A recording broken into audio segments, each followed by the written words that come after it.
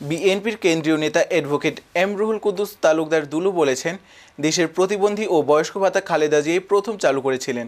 প্রধানমন্ত্রী হয়ে মহিলা বিষয়ক মন্ত্রণালয়, মহিলা ও শিশু বিষয়ক মন্ত্রণালয় গঠন করেছিলেন। শুক্রবার 16 জানুয়ারি নাটোর পৌরসভার হাজরায় এলাকাবাসীর আয়োজনে সাবেক প্রধানমন্ত্রী খালেদা জিয়ার রুহের মাগফিরাত কামনায় কোরআন খতম, আলোচনা সভা ও দোয়া মাহফিলে তিনি এসব কথা বলেন। এ সময় অন্যান্যের মধ্যে উপস্থিত ছিলেন জেলা বিএনপির আহ্বায়ক রহিম নেওয়াজ, সাবেক যুগ্ম আহ্বায়ক ফরহাদ আলী দেওয়ান শাহিন, জেলা বিএনপির যুগ্ম আহ্বায়ক সাইফুল ইসলাম আফতাব, জেলা বিএনপির সদস্য কাজী শাহ আলম, নাসিম উদ্দিন নাসিম, ওলামা দলের সাধারণ সম্পাদক শফিকুল ইসলাম, 3 নম্বর ওয়ার্ড বিএনপির সাবেক সভাপতি আব্দুল মান্নান মোল্লা সহ স্থানীয় বিএনপির নেতৃবৃন্দ।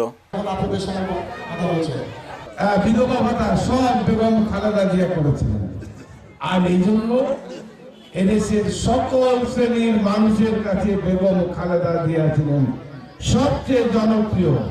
সুযোগ হয়নি। তার ছেলে জিয়াউর রহমান আমরা অত্যন্ত বিশেষে আমাদের প্রিয়তা রুহুল কুদ্দুস তালুকদার এবং নাটোর সুগার মিলের নেতা সদর উপজেলা স্বেচ্ছাসেবক দলের বিপ্লবী আহ্বায়ক। এই যে সুজন নামে আমাদের থানায় ফিরি তাকে প্রকাশ্যে বলে